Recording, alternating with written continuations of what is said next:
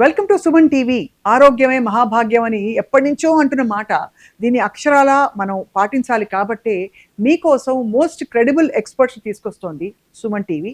And ఈ యజ్ఞంలో అందరం భాగస్వాములై ఆరోగ్యకరమైన భారతదేశం ప్రపంచాన్ని నిర్మిద్దాం అని చెప్తూ ఇవాల్టి మన స్పెషల్ గెస్ట్ చాలా పేరుగాంచిన సర్జికల్ ఆంకాలజిస్ట్. ఇన్ఫ్యాక్ట్ మన రాష్ట్రంలో తెలంగాణలో బహుశా she the first lady surgical oncologist. అంటే పురుషాధిక్యం ఉండే ఈ రంగంలో కూడా తన పట్టుని సాధించడమే కాకుండా వేలకి వేల సర్జరీస్ చేసి ఎంతో మందిని క్యాన్సర్ బారిన పడిన వారిని వారి ప్రాణాలని కాపాడుతూ వారిని ఆదుకున్నారనమాట. అండ్ సుదీర్ఘమైన 25 ఏళ్ల ప్రస్థానంలో బహుశా ఎన్ని వేల మంది పేషెంట్లను చూసుంటారో లెక్క పెట్టడం చాలా కష్టం. అయితే ఇవన్నీ ఒక ఎత్తు అయితే, మహిళా సాధికారత కోసం పనిచేస్తూ అలాగే రోటరీ క్లబ్లో క్యాన్సర్కి సంబంధించిన విభాగంలో ప్రధానమైన పాత్ర పోషిస్తూ cancer prevention and screening for women ఈ రంగంలో ఈ విషయంలో చాలా శ్రద్ధ తీసుకుంటూ తన జీవితాన్ని సార్థకం చేసుకున్నారు. డాక్టర్ గీతా నాగశ్రీ గారు, సర్జికల్ ఆంకాలజిస్ట్, మనతో పాటు ప్రస్తుతం ఉన్నారు. వెల్కమ్ డాక్టర్ గీతా నాగశ్రీ గారు. Very happy, honour to have you here. Ma'am, thank you అండి. మీరు ఫస్ట్ మహిళ సర్జికల్ ఆంకాలజీలో. అసలు సర్జికల్ ఆంకాలజీ పురుషుల ఫీల్డ్ అని ఎందుకు అయిపోయింది అలాగా? అసలు అంటే యూజువల్గా ఆ రోజుల్లో అంటే కొంచెం మేము ఎంబీబీఎస్ కొంచెం ముందు జనరేషన్లో కూడా ఎక్కువ సర్జికల్ బ్రాంచెస్ ఎక్కువ మేల్ డామినేటెడ్ బ్రాంచెసే ఉండేయండి. మేల్ డామినేటెడ్గా ఉండేది. ఎందుకంటే ఎక్కువ మహిళలు, దాంట్లో ఎక్కువ మహిళలు ఏంటంటే గైనిక్ ఇవే తీసుకునే వాళ్ళు. అది ఏంటంటే తర్వాత ఇప్పుడు ఈ జనరేషన్లో బాగా అంటే 30% ఉమెన్ ఇది ఉంది. దానివల్ల కూడా సర్జికల్ బ్రాంచెస్లో ఎక్కువ ఉమెన్ వెళ్తున్నారు. ఇప్పుడు బాగా ఉన్నారు ఉమెన్. మెన్ కన్నా కూడా ఉమెన్ ఎక్కువ ఉన్నారు ఇప్పుడు ఈ జనరేషన్, ఇప్పుడు ప్రస్తుతం. బట్ ఆ రోజుల్లో మహిళలు సర్జికల్ ఫీల్డ్లో చాలా తక్కువ మంది ఉండేవాళ్ళు. Right. And especially surgical oncology ఇలాంటి బ్రాంచెస్లో చాలా తక్కువ మంది ఉన్నారు. ఏళ్ళతో లెక్క పెట్టుకోవచ్చు. మీరు తీసుకున్నప్పుడు మ్యామ్ మీరు ఏమైనా సవాళ్ళు ఎదుర్కొన్నారా మీ ప్రయాణంలో మొత్తంగా? చాలా అండి, చాలా ఫేస్ చేసాం. ఇట్ ఈస్ నాట్ ఏ పూలబాట ఏం కాదు అది. ఎందుకంటే it is like A breaking A glass ceiling only. ఎందుకంటే అప్పుడు వరకు ఎందుకంటే మహిళా క్యాన్సర్స్ ఎక్కువ అండి. 50% మహిళా క్యాన్సర్స్ ఉంటాయి. బ్రెస్ట్ క్యాన్సర్ అవనివ్వండి, గైనకలాజికల్ క్యాన్సర్స్ అవనివ్వండి. ఒక మహిళ సమర్థవంతంగా చేస్తుందంటే తన్నే ప్రిఫర్ చేస్తారు. అప్పటి వరకు మేలు ఉన్నారు కాబట్టి అది తట్టుకోవటం కూడా కొంచెం కష్టం. అంటే అది మనమేమీ తప్పని పడటానికి లేదు. అవును. బట్ ఇప్పటికి చాలా మంది వస్తున్నారు కాబట్టి టాలరెన్స్ ఎక్కువ ఉంటుంది అనమాట. ఫస్ట్ ఇనీషియల్ గా ఎవరైనా ఇనీషియల్ గా ఫస్ట్ అనే వాళ్ళు ఫేస్ చేసి వచ్చిన వాళ్ళే కదండి. తర్వాత వాళ్ళకి మిగతా వచ్చిన భావితరాల వాళ్ళకి ఈజీ అవుతుంది అప్ప. సో అయితే ఈ ఆంకాలజీలోకి రావడం అన్నది, సర్జికల్ ఆంకాలజీలో స్పెషలీ మీకేమైనా కాలింగా అండి? అంటే మీరు ఎవరినైనా చూసి బాధపడి నేను కూడా ఒక క్యాన్సర్ కి సంబంధించిన వైద్యానికి కృషి చేయాలనుకున్నారా? అంటే అట్లా కాదండి. నేను పీజీ జిప్మర్ లో చేశానండి. Pondicherry Jawaharlal institute of medical education and research, JIPMER అని ప్రతిష్టాత్మకమైన ఇన్స్టిట్యూట్, అందరికి తెలిసిన ఇన్స్టిట్యూట్. అక్కడ చేసినప్పుడు అదేంటంటే అది ఆ రోజుల్లో సూపర్ స్పెషలైజేషన్ ఏం పెద్ద ఉండేది కాదు. స్పెషాలిటీ పీజీకి సంబంధించిన బ్రాంచెస్ ఎక్కువ ఉండేవి. కానీ దాంట్లోని ఇప్పుడు గైనిక్ ఆంకాలజీ, సర్జికల్ అంటే surgical breast oncology, GI oncology అని వాళ్ళు చూసేవాళ్ళు. అంటే ఇట్లా సర్జికల్ ఆంకాలజీ అలా ఫీల్డ్స్ ఆ రోజుల్లో ఉండేవి కావు అక్కడ. సో ఇప్పుడు వచ్చినాయి. కానీ అప్పుడు ఏంటంటే ఈ పీజీలోనే మేము ఇవన్నీ చూసేవాళ్ళం అనమాట. చూసినప్పుడు అది పైగా అది ఫ్రీ ట్రీట్మెంట్ ఇన్స్టిట్యూట్. 4 స్టేట్లలో నుంచి వచ్చేవాళ్ళు. అటు ఆంధ్రప్రదేశ్ నుంచి, ఇటు అదే తమిళనాడు నుంచి, కర్ణాటక నుంచి, అన్ని చోట్ల నుంచి వచ్చేవాళ్ళు పేషెంట్స్. పాండిచేరి యూనియన్ టెరిటరీ నుంచి. కాబట్టి చాలా కేసెస్ ఉండేవి. అండ్ అది ఛాలెంజింగ్గా ఉండేవి. అంటే ఎక్కువగా పువర్ పేషెంట్స్ కదా, అలా ఎస్పెషలీ సర్వైకల్ క్యాన్సర్లు, అది యంగ్ ఉమెన్, ఆ totally preventable cancer. Cervical cancer అనేది ప్యాప్స్మియర్ అనేది చేస్తే ఒక 10 ఏళ్ల పాటు ప్రీ క్యాన్సరస్ స్టేజ్ ఉంటుంది. అలాంటిది మన దేశంలో ప్రతి 8 నిమిషాలకు ఒక స్త్రీని కోల్పోతున్నాం ఆ క్యాన్సర్తో. ఆ వస్తాం కూడా 3rd స్టేజ్ 4th స్టేజ్లో వచ్చి వెరీ యంగ్ పీపుల్ అనమాట. అంటే ఫ్యామిలీస్ యంగ్ అనమాట. పిల్లలు 7 ఏళ్ళు 10 ఏళ్ళు అట్లా ఉంటారు వాళ్ళకి పిల్లలు. 30s అండ్ ఎర్లీ 40sలో ఉన్న వాళ్ళు దాని బారిన పడి చనిపోతున్నారు. సో అవన్నీ కొంచెం ఛాలెంజింగ్ గా అనిపించేది. అందుకని I'm interested in oncology field. Later అప్పుడు ఏంటంటే ఇంకా పెద్ద ఎక్కువ ఆంకాలజీలో సూపర్ స్పెషలైజేషన్ సీట్స్ కూడా అన్ని లేవు. జస్ట్ వర్క్ చేసి నేను అక్కడ నుంచి చాలా చోట్ల హై వాల్యూమ్ సెంటర్స్లో చేశానండి ఇనిషియల్ స్టేజెస్లో. అంటే ఎక్కువ సర్జరీస్ ఉండేవా? హై వాల్యూమ్ సెంటర్స్లో all regional cancer, first regional cancer centre Thiruvananthapuram ట్రివాండ్రంలో చేశాను. ఎందుకంటే అప్పుడు మా హస్బెండ్ శ్రీ చిత్రాలో చేసేవాళ్ళు, అందుకని పక్కనే ఇన్స్టిట్యూట్ అనమాట ఆర్సీసీ ట్రివాండ్రంలో, దాంట్లో చేశాను. తర్వాత ఇక్కడికి వచ్చాక ఎంఎన్జే క్యాన్సర్ హాస్పిటల్లో చేశాను, తర్వాత బసవతారకంలో చేశాను, తర్వాత మళ్ళీ కిద్వాయిలో చేశాను. ఇవన్నీ దేశంలో మొత్తం హై వాల్యూమ్ సెంటర్స్లో ఇనీషియల్ డేస్లో చేస్తాం మూలంగా చాలా వరకు అంటే హై వాల్యూమ్ సెంటర్ ఎక్స్పీరియన్స్ కూడా బాగా వస్తుందండి. రైట్. తర్వాత ఎంసీహెచ్ అన్ని చేసాకంటే అప్పుడు అన్ని సీట్స్ లేవు, but I was working always in surgical oncology only. I'm already consultant. But ఆ తర్వాత డిగ్రీ ఈజ్ వెరీ ఇంపార్టెంట్ అని అనుకొని ఇది రాస్తే ఎంట్రన్స్ సీట్ వచ్చింది, మళ్ళీ వెళ్ళి చేసి మళ్ళీ వచ్చాను 3 years. పట్టువదలని గీతా నాగేశ్వరి గారు, చాలా బాగుందండి మీ ప్రయాణం. చాలా సార్థకంగా, ఐ థింక్ ఫుల్ఫిల్లింగ్ గా ఉంటుంది మీకు. చాలా అండి. అండ్ మోస్ట్ క్రిటికల్ కేసు ఏం సాల్వ్ చేశారు గీత గారు మీరు? బికాస్ ఆబ్వియస్లీ అంటే ప్రతి కేసు క్రిటికల్ అయిండొచ్చు, బట్ ప్రాణాంతకంగా మారిన కేసుని మీరు సాల్వ్ చేసిన ఒక ఉదంతం డాక్టర్ గీతా అంటే నాగేశ్వరి గారు. ఎవ్రీడే చేస్తానే ఉంటామండి అలాంటి, ఎందుకంటే ఆల్ పేషెంట్స్, క్యాన్సర్ పేషెంట్స్ అందరూ కీమోథెరపీ తీసుకొని, ఇప్పుడు కూడా ఒక పేషెంట్ ఉంది ఛాలెంజింగ్గా లాట్ ఆఫ్ కీమోథెరపీ తీసుకొని తర్వాత సర్జరీ చేసి ఓవేరియన్ క్యాన్సర్ పేషెంట్, తర్వాత సర్జరీ అయిపోయాక మంచిగా డిశ్చార్జ్ చేసి మళ్ళీ బోన్ మ్యారో సప్రెషన్ ఉందండి, కీమోథెరపీ ఏజ్ ఉంది, ఏజ్ వలన ఒక్కోసారి బోన్ మ్యారో సప్రెషన్స్ వస్తాయి, మళ్ళీ కౌంట్స్ అన్ని తగ్గిపోయి ఇన్ఫెక్షన్ వచ్చి అన్నీ బయటికి తీసుకురావాలంటే ప్రతి క్షణం కూడా మనం జాగ్రత్తగా చూసుకుంటూ ఎవ్రీథింగ్ కరెక్ట్ చేస్తే తప్ప వాళ్ళు బయటికి రారండి. ప్రతి రోజు కూడా ఛాలెంజింగే మాకు, ఎందుకంటే ఈ పేషెంట్స్ అందరూ ఎస్పెషలీ ఏజ్ ఉంటుంది పేషెంట్స్కి, క్యాన్సర్ పేషెంట్స్కి, బికాజ్ ఓల్డ్ అయిన కొద్ది క్యాన్సర్ ఇన్సిడెన్స్ ఎక్కువ ఉంటుంది. అండ్ అదే కాకుండా ఇమ్యూనో సప్రెషన్ అంటే ఆల్రెడీ కీమోథెరపీ తీసుకొని ఉంటారు, కీమోథెరపీ తీసుకున్నప్పుడు కొంతవరకు ఆ కీమోథెరపీ ఎఫెక్ట్ ఇలాగే బోన్ మ్యారో మీద ఇమ్యూనిటీ సిస్టమ్ని డౌన్ చేస్తుంది అనమాట. అప్పుడు వాళ్ళు ఎక్కువ ఇన్ఫెక్షన్స్ వచ్చే ఛాన్సెస్ వీళ్ళకి ఎక్కువ ఉంటాయండి. సో ఇవన్నీ ప్రతి కేసు కూడా ఛాలెంజెస్. ఇప్పుడు సర్జరీ అప్పుడు కూడా మేజర్ సర్జరీస్ ఉంటాయి అనమాట, ఒక్కోసారి చాలా డిసీజ్ ఉంటుంది, ఎస్పెషలీ ఓవేరియన్ క్యాన్సర్ సర్జరీస్ చాలా ఛాలెంజింగ్ అండి. మొత్తం పొట్టంతా పాకిపోయి ఉంటుందన్నమాట, అది ఓపెన్ చేసి ఫస్ట్ అసలు మనం ఏలు కూడా మన చేయి కూడా దూర్చినంత డిసీజ్ ఉంటుంది. అంటే ఏమవుతుంది అంటే డిసీజ్ అంటే బాగా ఇన్ఫెక్ట్ అయిపోయి ఉంటుందా? మొత్తం ట్యూమర్ అంతా మొత్తం స్ప్రెడ్ అయ్యి ఒమెంటమ్ అని పొర ఉంటుందండి, పల్చగా మామూలుగా అందరికీ ఫ్యాట్ పొర ఉంటుందన్నమాట, ఇంటెస్టైన్ నుంచి ఆ పొర ఇట్లా ప్రొటెక్టివ్ పొరలాగా ఉంటుందన్నమాట, దాని మీద ఆ పొరంతా ట్యూమర్ చేరుకొని కేక్ లాగా ఫామ్ అవుతుంది, మొమెంటల్ కేకింగ్ అంటారు. అసలు ఫస్ట్ ఓపెన్ చేసినప్పుడు అబ్బా ఇది చేయగలమా అనే ఇది వస్తుంది, బట్ లోపల వెళ్ళి పెర్సెవరెన్స్ అనమాట, అంతా నెమ్మది జాగ్రత్తగా అన్నీ చేసుకుంటా వెళ్ళి at the end of the surgery మొత్తం డిసీజ్ తీసేస్తే అది చాలా గ్రాటిఫైయింగ్ ఉంటుందండి, మనకు అసలు ఆనందం డిఫరెంట్. అంటే మీరు లిటరలీ ఉండి చూసుకుంటూ తీసేయాలి. అవును, అంటే ఇదంతా ఓపెన్ సర్జరీ కదండి, అది ఓవరీ ఓపెన్ చేస్తాము, మిగతాయి మినిమల్ ఇన్వేసివ్ చేస్తాము, లాప్రోస్కోపీ, రోబోటిక్ మిగతాయి చేస్తాము, కానీ ఓవరీ క్యాన్సర్స్ ఇవన్నీ ఓపెన్ చేస్తాము. అది చాలా. అయితే మరి ఇలాంటి కేసులు బోర్డు చేస్తుంటారు, చేస్తుంటాం. మీ మోస్ట్ అంటే బ్యూటిఫుల్ మెమరీ మీరు కాపాడి వాళ్ళని చాలా బాగుండి ఎప్పటికో అంటే పేషెంట్ వచ్చి కలుస్తూ ఉంటారు కదా, అలాంటి బ్యూటిఫుల్ మెమరీ అంటే ఫస్ట్ టైము హైపెక్ చేసినప్పుడు అండి, ఒక 7 ఏళ్ల సాఫ్ట్వేర్ ఇంజనీర్ అమ్మాయి క్యాన్సర్ వచ్చేసింది. క్యాన్సర్ అంటే అమ్మాయికి అప్పుడు కాదు, అది second time. First time US లో she was working in US, Boston లో. అమ్మాయి అక్కడ బోస్టన్ లో మన హార్వర్డ్ వాళ్ళ సెంటర్ ఉంటుందండి, అది డానా ఫాబర్, అక్కడికి వెళ్ళినప్పుడు అక్కడే వాళ్ళు 9 months 1 year లైఫ్ స్పాన్ అనే చెప్పారంట. చెప్పినప్పుడు ఇంకా ఎందుకని అమ్మాయి ఇండియా వచ్చింది. అప్పుడు అంతకన్నా ముందు 10 years, ఇప్పుడు నేను అది చేసుకో 10 years ఎక్కువ అయిందండి, 10 years అయింది. అప్పుడు అతను ఇక్కడ సీనియర్ ఆంకాలజిస్ట్ ఆర్వి రావు గారి దగ్గరికి వెళ్ళింది, తను సార్ చేసి కీమో ఇచ్చి అప్పుడు ఏదో సర్జరీ చేసి అప్పుడు బాగానే ఉంది. 9 years తర్వాత మళ్ళీ సివియర్ రికరెన్స్ మొత్తం వచ్చేసిందండి. వచ్చినప్పుడు అది మళ్ళీ చేసి సూడోమిక్సోమా పెరిటనై అంటారు, అంటే జెల్ లాగా ఫామ్ అవుతుంది, అబ్డామిన్ అంతా ఇలా బేసిన్ జెల్ ఎత్తిపోయాల్సి వస్తుంది. అలా ఉంటుంది, అబ్డామిన్ అంతా జెల్లీ ఉంటుంది కదా, అలా ఫామ్ అవుతుంది అనమాట. ఓ క్యాన్సర్ వల్ల పెరిటోనియల్ సర్ఫేసెస్ అన్ని. సో అదంతా వాళ్ళకి అబ్డోమెన్ పెరుగుతుందండి సైజు. డిస్టింక్షన్ ఉంటుంది.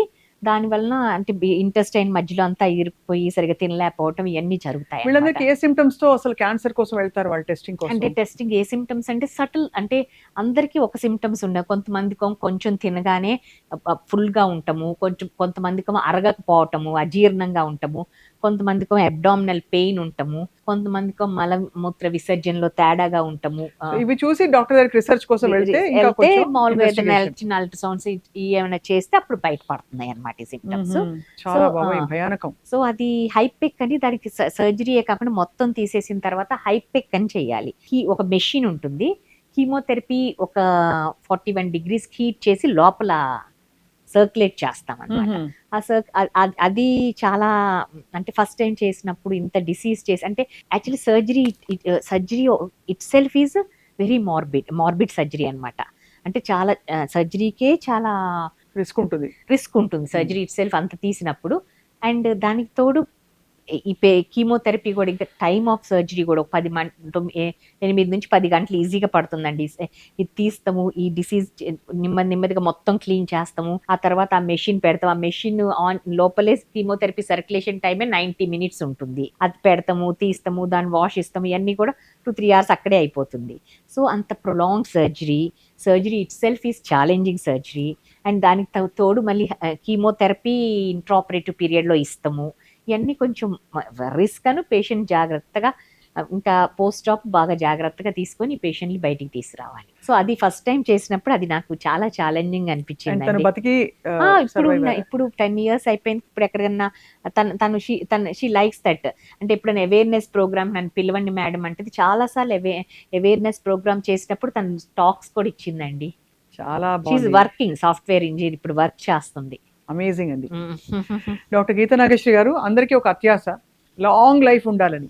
సో 100 ఏళ్ళు లాంగ్ లైఫ్ ఉండాలంటే మీరు కనుగొన్నది ఏంటి మీ మెడికల్ ప్రాక్టీస్ లో చూస్తున్న పరిస్థితుల్లో? లాంగ్ లైఫ్ ఉండాలంటే ఒకటండి, హెల్దీ లైఫ్ స్టైల్ మెయింటైన్ చేస్తాం. హెల్దీ లైఫ్ స్టైల్ అంటే ఏంటి అని అడుగుతారో, అది యాక్చువల్లీ డైట్కి వస్తే బ్యాలెన్స్డ్ డైట్. అంటే ఇది తినకూడదు అది తినకూడదు అంటం కన్నా కూడా everything in moderation is good అండి. అతిగా తినకుండా కొంచెం ఇది తినకూడదు, ఐస్ క్రీమే తినకూడదు, ఈ స్వీట్సే తినకూడదు, అలా కూడా కాదు, కొంచెం తినొచ్చు, ఎక్కువ తినకూడదు. అది మోడరేషన్. అండ్ ఎక్కువగా పండ్లు కూరగాయలతో కూడిన ఆహారం, ఫ్రూట్స్ అండ్ వెజిటబుల్స్ అని మనం చెప్తాం. ఓకేనా అండి? ఈ మధ్యకాలంలో మా ప్రేక్షకులందరూ అడుగుతున్న question, Suman TV viewers, fruits తింటే షుగర్స్ కదా, ఫ్రక్టోస్ కదా, డైరెక్ట్ గా కన్వర్ట్ అయిపోతుంది. అంటే షుగర్స్ అంటే కొన్ని అంటే డయాబెటీస్ ఉన్న వాళ్ళు కొన్ని ఫ్రూట్స్ తో జాగ్రత్తగా తినాలండి. డయాబెటీస్ ఉన్న వాళ్ళు, కిడ్నీ డిసీజెస్ ఉన్న వాళ్ళు, పొటాషియం కూడా ఉంటాయి కదా ఎక్కువ ఫ్రూట్స్ లో, కొంచెం పొటాషియము, కొంతమంది రీనల్ డిసీజెస్ ఉన్న వాళ్ళకి పొటాషియం ఎక్కువయ్యే అవకాశం ఉంటుంది. సో అలా ఉన్న వాళ్ళు కొంచెం ఏ ఫ్రూట్లో ఏది ఉంటుందో కొంచెం చూసుకొని తినాలి. అదర్వైజ్ ఫ్రూట్స్ మంచిదండి తినడానికి. అండ్ కూరగాయలు, అన్ని రకాల కూరగాయలు మంచిది. అలా నాన్ వెజ్ తినకూడదని కాదు, మోడరేషన్లో తినొచ్చు. యాక్చువల్లీ మన ఇండియన్ కల్చర్ తీసుకుంటే అది ఫాలో అయితే ఇంకా ఏమీ అవసరం లేదండి. మనం age old grand mass kitchen అంటాం కదా, వాళ్ళు ఆ రోజుల్లోనే ఎంత అద్భుతంగా ఏది మంచిది, మనకి ఏది మంచిది కాదు అని, నాన్ వెజ్ ఎవ్రీడే ఉండేది కాదు. నేను అడగబోతున్నాను, ఆ రోజుల్లోనండి సండే నాన్ వెజ్ అని ఉన్నట్టు చెప్పారు. నేను I grow up vegetarian completely. So but తినే వాళ్ళని అడిగితే చెప్పేవారు. ఇప్పుడు అంటే ఏదో అందరూ రోజు తింటే అలా అలవాటు అయిపోయింది. కానీ అప్పుడు వారానికి ఒకరోజు, అంటే ఎవ్రీథింగ్ ఇన్ మోడరేషన్. వారానికి ఒకరోజు నాన్ వెజ్ తినమనే వాళ్ళు, నాన్ వెజ్ వారానికి ఒకరోజు చేసేవాళ్ళు. మిగతా టైపు మంచి వెజిటేబుల్స్, ఫ్రూట్స్ ఆహారం ఉండేది. అండ్ అదర్వైజ్ ఆల్సో అన్ని కూరల్లో స్పైసెస్ కానీ అన్ని దే ఆర్ వెరీ గుడ్ అండి. Lot of spices contains antioxidants.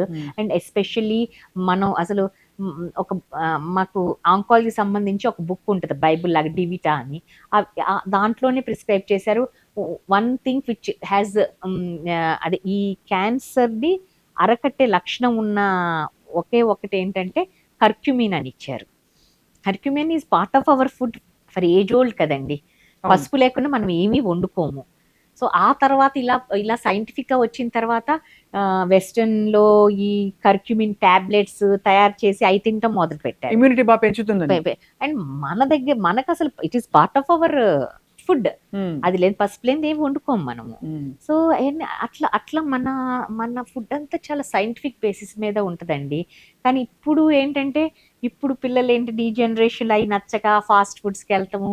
ఇది అలా అంటే యాజ్ ఎ లేడీస్ మనం it is our duty to మన వరకు అయితే కొంచెం ఈ ట్రెడిషన్ ఫాలో అవుతున్నామండి. మన పేరెంట్స్ గ్రాండ్ పేరెంట్స్ వచ్చిన ఆహార అలవాట్లే మనకు ఉన్నాయి. బట్ అది మన ఫ్యూచర్ జనరేషన్ కూడా అలవాటు చేస్తాం అనేది మన బాధ్యతగా ఉండాలి. ఎందుకంటే వెళ్తూ వెళ్తూ అక్కడ అలాగ ఒక కాఫీ పెద్ద కాఫీ బ్రాండ్ దగ్గర ఆగి, ఒక స్టార్ బక్స్ దగ్గర ఎక్కడో ఆగి ఒక క్యారమల్ లాటే, ఒక క్యారమల్ క్యాపుచినో తాగితే అది ఈజీగా 300 పైన క్యాలరీస్ అండ్ అన్ని అడిషన్స్ తో పాటు వచ్చేసింది.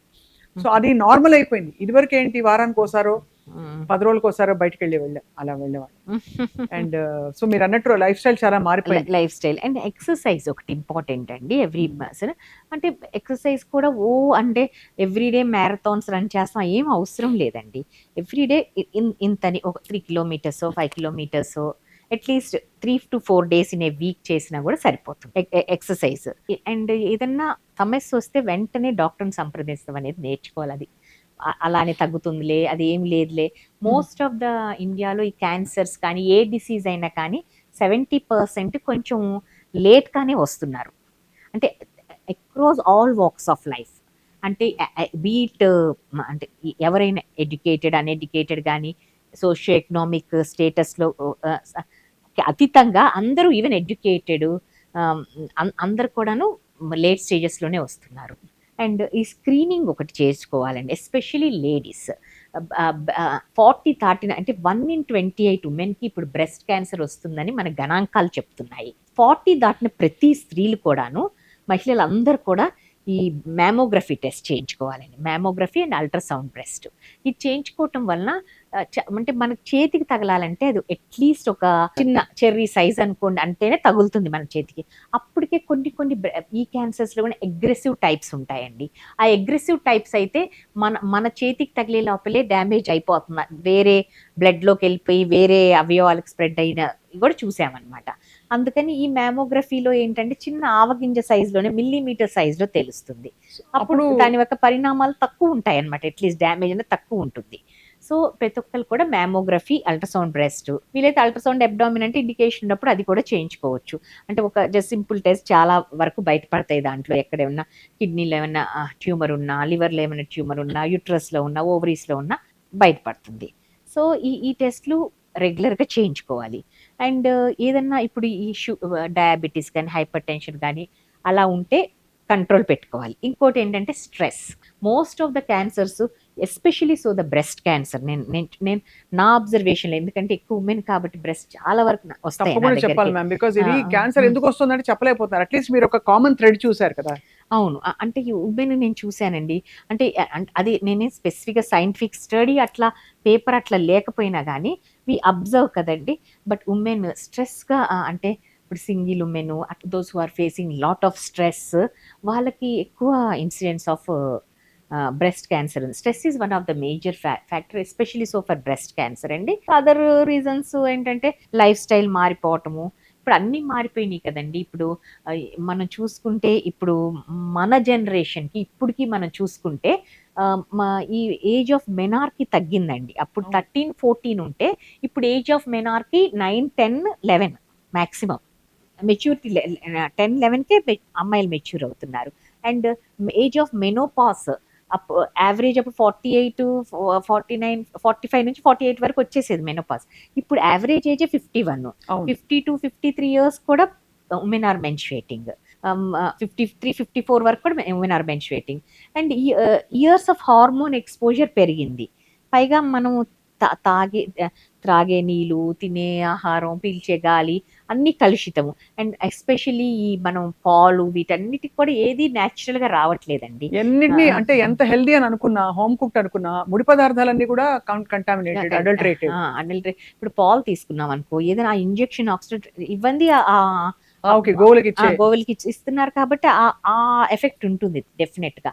అండ్ ఈవెన్ ద మీట్, మనం తినే మీట్లో కూడా అన్ని హార్మోన్ డ్రివెన్.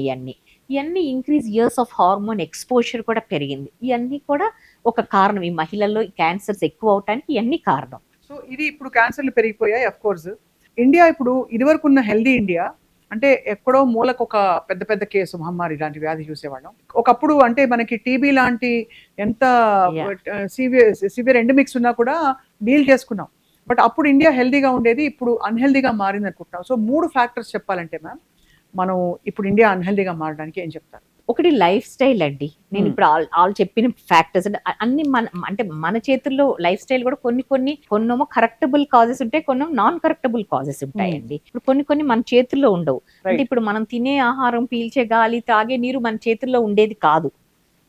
అన్ని కలుషితమైనవి. ఇప్పుడు పాలంటే ఇక్కడ ఆర్గానిక్ అన్ని ఎవరు తెచ్చుకోలేరు. ఇప్పుడు మన సిటీస్ లో ఉన్నాం అనుకో, we have to depend on packets, ఇవే డిపెండ్ అవ్వాలి. So life style is one thing. Life style is the thing. And ఇంకోటేమో ఈ ఫాస్ట్, దీని వల్ల స్ట్రెస్ ఎక్కువైపోయిందండి. అదొకటి స్ట్రెస్ అంటే ఇప్పుడు ఉమెన్ అనుకోండి, ఒకప్పుడు women is confine to the house. మనం నీతి సారాలో డిస్క్రైబ్ చేస్తారు కదా, ఐడియల్ ఉమెన్ కార్యేషు దాసి కర్ణేషు మంత్రి భోజ్యేషు మాత అని. They are the virtues describe for the ideal women. But ఇప్పుడు ఈ తరంలో స్త్రీలు, they are not neglecting those. In addition to, not instead of that, in addition to performing all those virtues, they are excelling in their careers. And they are బయట చూస్తే ఏ రంగంలో చూసినా కానీ, even స్వచ్ఛంద సంస్థలు కూడా, ఉమెన్ రన్ చేసిన స్వచ్ఛంద సంస్థలే చాలా టాప్ పొజిషన్లో ఉన్నాయండి ఇప్పుడు చూస్తే. అండ్ ప్రతి దాంట్లో కూడా వాళ్ళు they are making mark in their careers. ఇల్లు కూడా సమర్థవంతంగా చేసుకుంటున్నారు. ఇట్ ఈస్ మల్టీ టాస్కింగ్ అండి. We're able to do. But ఆ స్ట్రెస్ అనేది చాలా ఉమెన్ ఎస్పెషలీ. సో మెన్ కూడా చాలా బిజినెస్లని దాన్ని చాలా లైఫ్ స్టైల్ అంతా మారిపోయిందండి. సో అదొక కారణం. Stress is big reason. So life style stress కాకుండా ఏజ్, మన లైఫ్ ఎక్స్పెక్టెన్సీ కూడా పెరిగింది, స్పాన్ పెరిగింది కాబట్టి as you grow old, all these heart attacks కానీ, క్యాన్సర్స్ కానీ ఎక్కువ ఎంకన్నా ఓల్డ్ లోనే వస్తాయి కదా. మన ఇండిపెండెన్స్ వచ్చినప్పుడు మన లైఫ్ ఎక్స్పెక్టెన్సీ ఈజ్ 45 years అండి, అరౌండ్ దట్. బట్ ఇప్పుడు life expectancy 75-80 life expectancy. Even 80 years కూడా వాళ్ళు ఇండిపెండెంట్ గా they are able to travel, foreign travel వెళ్తున్నారు, చిల్డ్రన్ దగ్గరకో లేకపోతే వాళ్ళు ఫన్ ట్రిప్స్ కో. 80 years కూడా they are independently travelling. So almost double అయింది life expectancy. So as you grow old, all these things are common only. చాలా I think correct గా మీరు చెప్పినట్టు అన్ని మన స్పాన్ పెరుగుతున్న కొద్దీ సమస్యలు కూడా పెరుగుతాయి. దాని మేనేజ్మెంట్ కూడా బాగా ఇప్పుడు సమర్థంగా మనం ముందుకు తీసుకెళ్తున్నాం, సమర్థవంతంగా. డాక్టర్ గీతా నాగేశ్వరి, మీరు ఇందాక ఇంట్లో నేను నాలాంటి వాళ్ళు, మనలాంటి వాళ్ళు ఎవరైనా వర్కింగ్ విమెన్ ఇవాళ వంట చేద్దామని చెప్పి మనం వెళ్తాం. అరే ఇంట్లో పసుపు అయిపోయింది, ఎండుకుంది. ఇదివరకైతే ఊళ్ళలో పసుపు కొట్టి తీసుకొచ్చేవాడు. పసుపు ఊరి నుంచి పసుపు, కారం, బియ్యం అన్నీ వచ్చి. ఇప్పుడు ఆ ఫెసిలిటీ లేదు అందరికి. షాప్కి వెళ్తాం, ఒక పేరుగాంచిన బ్రాండ్తో పసుపు తీసుకుంటాం, కారం తీసుకుంటాం. నేను ఈ బ్రాండ్ చూపించట్లేదు, బట్ టిపికలీ వీటిలో, మీరు ఆంకాలజిస్ట్ కాబట్టి, వీటిలో ఏంటంటే మనకి కల్తీ ఫుడ్ కలర్ ఒకటి, రెండోది అవి ప్రిజర్వ్ అవ్వడానికి లెడ్ కలుపుతున్నారు అని చెప్పి చాలా మనం వింటూ ఉంటాం. So tell us about this ma'am. దీని ప్రభావం ఎలా ఉంటుంది? ఇక్కడ రోజు వాడతాం పసుపు, మనం కారం కూడా రోజు వాడతాం. పసుపులో కూడా curcumin content is very important అండి. మన ఇక్కడ గ్రో అయిన దానికన్నా కూడా మాకు నార్త్ ఈస్ట్ నుంచి పంపుతారు. నార్త్ ఈస్ట్లో ఉన్న ఆ పసుపులో కర్క్యూమిన్ కంటెంట్ చాలా ఎక్కువ ఉంటుంది. ఇక్కడ కూడా కొన్ని పాకెట్ ఆఫ్ ఏరియా అరకులో ఉంటుంది, దాంట్లో ఇక్కడికన్నా బెటర్, కానీ అది కూడా అంత కాదు. నార్త్ ఈస్ట్లో గ్రో అయిన పసుపులో కర్క్యూమిన్ చాలా ఎక్కువ ఉంటుంది. That is also very important. Curcumin is the one thing which prevents cancer and all. So అదొకటి. అండ్ ఏదైనా కానీ మనం అంటే ఎంత ఎఫ్ఎస్ఎస్ఏ ముద్ర ఉన్నా కానీ, ఎంత క్వాలిటీ టెస్టింగ్ ఉన్నా కానీ మనకు తెలీదు. లెడ్ కంటెంట్ ఉన్నది మనకు తెలిసిందండి చాలా. అంటే తెలియదండి అడల్ట్రేషన్, అడల్ట్రేషన్ అంటారు. మనం ఇప్పుడు అవి వాడక తప్పదు కదండి. అన్ని ఇది కాకపోతే ఇంకోటి కూడా అవి వాడాల్సిందే కదా. అవును. కాబట్టి ఏం జాగ్రత్తలు తీసుకోవచ్చు అంటారు మన వంట చేసేటప్పుడు? అంటే వంట చేసేటప్పుడు జాగ్రత్తలు అంటే ఏమైనా వీలైతే, అంటే మనకు అవకాశం ఉండి మనకుంటే అలా మనం ప్యూర్ ఇంగ్రీడియంట్స్ తెచ్చుకొని అవి చేయించుకోవటం, that is one thing. Best అలాగే టెఫ్లాన్ కోటెడ్ ఈ నాన్ స్టిక్లు వీటి గురించి మీ అభిప్రాయం ఏంటి? వాటిలో కూడా అంటే కార్సినోజెనిక్ పదార్థాలు ఉంటున్నాయి అని అంటున్నారు. Good companies still we are using non stick, but age ఓల్డ్గా మనం మన ఇంట్లో మళ్ళీ కొంతమంది మట్టి పాత్రలకు కూడా దిగుతున్నారండి. మట్టి చాలా పాత్రలు మంది మంచివి కదా, చాలా మంది అంటే మళ్ళీ అంటే ఏదో అంటారు కదా, మళ్ళీ పాత. పాత కాలానికి అన్ని అన్ని మళ్ళీ దే ఆర్ గెటింగ్. మంచి ఏంటది ఇత్తడితో టిఫిన్ క్యారియర్లు, ఇత్తడి గిన్నెలో ఉండేది అమ్మ అన్నం చిన్నప్పుడు. అవును అవును. అలాగే మీరు అన్నట్టు మట్టి పాత్రలో కూడా మనకి అవును ఏదైనా వండుకుంటే చాలా రుచిగా కూడా ఉంటుంది. మట్టి పాత్రలకి దిగుతారు కొంతమంది, ఇళ్ళలో వండుతున్నారు మట్టి పాత్రలు. బట్ అన్నిటికీ మన చేతుల్లో ఉండదు కదండి. మనం ఫాస్ట్ లైఫ్ లో we can't take care of all these things. అంతే కదా. చాలా కానీ ఉన్న దానిలో మనం అవాయిడ్ చేయాలి, క్లీన్ ఫుడ్ తినే ప్రయత్నం అయితే చేయాలి. మీరు ఇంత బిజీ ఆంకాలజిస్ట్ గా ఉంటూ సర్జరీలు చేస్తారు రోజు, మీ ఆరోగ్యాన్ని మీరు ఎలా కేర్ తీసుకుంటారు? ఏం తింటారు మీ బ్రేక్ఫాస్ట్ కి? మీరేం జాగ్రత్తలు పాటిస్తారు? బయట తింటారా ఫుడ్? బయట తక్కువేనండి. అంటే బయట తక్కువ అంటే ఎప్పుడన్నా ఏదో పెళ్ళికి ఫంక్షన్స్కి వెళ్ళినప్పుడు విల్ హ్యావ్ ఇట్. బట్ ప్రత్యేకంగా బయట రెస్టారెంట్కి వెళ్తాము అది తక్కువే. మేము ఎప్పుడు అనిపించదా ఫ్యామిలీతో బయటకు వెళ్ళాలి? ఒకేషన్ వస్తే మనకి ఏదొచ్చినా మనకి మన కల్చర్ లో ఫుడ్డే కదా మెయిన్. ఎప్పుడన్నా వెళ్తాము, అదేం కాదు, ఎప్పుడన్నా వెళ్తాము. కానీ ఇంట్లో కూడా ఎంజాయ్ చేస్తాము ఫ్యామిలీ అందరం కలిసి ఫ్యామిలీతో. అండ్ ఇంకేంటంటే నేను నార్మల్ ట్రెడిషనల్ ఏజ్ ఓల్డ్ ఇంట్లో చేసే ఐ హ్యావ్. సో బాగా వర్షం పడుతుంది, మధ్యాహ్నం పూట బజ్జీలు పునుగులు మీ ఇంట్లో వేశారు, మీరు తింటారా? ఫ్రైడ్ ఫుడ్ అని అవాయిడ్ చేస్తారా? తింటామండి. ఎవ్రీథింగ్ మోడరేషన్ ఇస్ గుడ్ అని చెప్పాను, తినకూడదని ఏం లేదు. అలాగే ఎక్సర్సైజ్ చేస్తారా డాక్టర్ గీతా నాగేశ్వరి? ఎక్సర్సైజ్ అంటే రోజు కుదరదు కానీ కుదిరినప్పుడు చేస్తానని, అంత ముందు లేదు. దానివల్ల కొంచెం నాకు అనిపిస్తుంది. కేబిఆర్కి వెళ్తా ఉంటాను వీలైనప్పుడల్లా వాకింగ్కి. అక్కడే కొంచెం లేడీస్ అందరూ కొంచెం ఈ స్ట్రెచ్చింగ్స్ అవి చేస్తూ ఉంటాము. బాగుంది. ఐ థింక్ మీరు ఆరోగ్యంగా ఉంటే మీ పేషెంట్లు చూసి మిమ్మల్ని మీ చిరునవ్వును చూసి సగం జబ్బు తగ్గిపోతుంది. సర్జికల్ ఆంకాలజీలో ఇప్పుడు లేటెస్ట్ గా ఏం భరోసా వస్తుంది మనకి? ఎలాంటి క్యాన్సర్ వచ్చినా మనం క్యూర్ చేసుకోవచ్చు అంటే ఏ క్యాన్సర్ వచ్చినా క్యూర్ చేసుకోవచ్చండి, ప్రొవైడెడ్ ఎర్లీ డయాగ్నోసిస్ ఉంటే. ఏంటంటే ఇప్పటికి ఈ క్యాన్సర్ రీసెర్చ్ మీద కానీ అమెరికాలో వీటి రోజుకి అంటే నెలకి ఒక కొత్త మాలిక్యూల్ వస్తాయండి. మన నోర్లు కూడా తిరగ మ్యాప్స్ అని మిప్స్ అని వస్తూ ఉంటాయి అన్నమాట. We can't even remember. అట్లా నెలకి ఒక్కొక్క మాలిక్యూల్ వస్తుంది.